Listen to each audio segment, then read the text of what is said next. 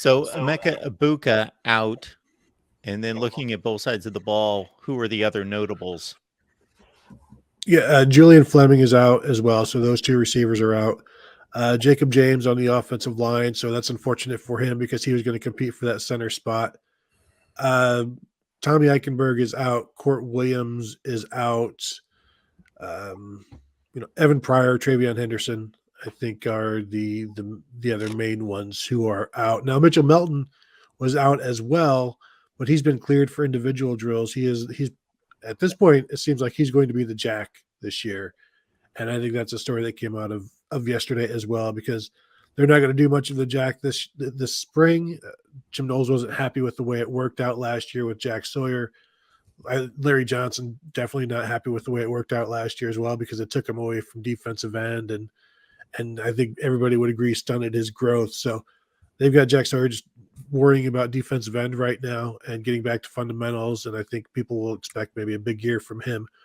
But those are, I think, the main guys who are out. And then, as Ryan Day said on Tuesday, they're going to be smart with Marvin Harrison and Xavier Johnson. So this is going to be a huge spring for the receivers, the second-year guys and the first-year guys.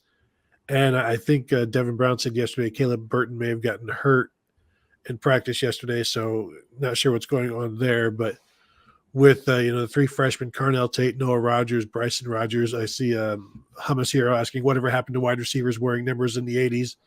It's good to see Noah Rogers wearing 80, Bryson Rogers wearing 86 out there.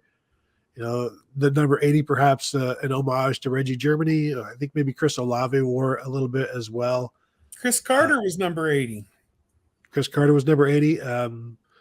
Was he really? Well, in the NFL, but did he ever wear 80? I know he wore number 2. He wore number 2 at Ohio State. God, but, how can I forget that? But Carnell Tate wearing 17, and I wrote about this. You got other 17s at receiver like Chris Olave, Santonio Holmes, Jalen Marshall, Chris Tippy Toe Sanders. Although like Chris Sanders was the only person who remained 17, everybody else eventually switched their number. I don't think Ben Victor ever wore as Sue. He was always number 9 as far as the Ohio State website says, because I was looking for other 17s.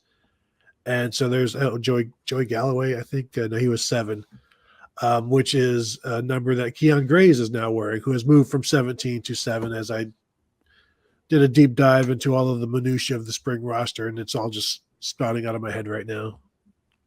Hey, I love that stuff. So you can continue to spout. I also enjoyed the references to the many or the few odd quarterback numbers that exceed number 19. I'll add Bernie Kosar to the mix in his Miami days at 20.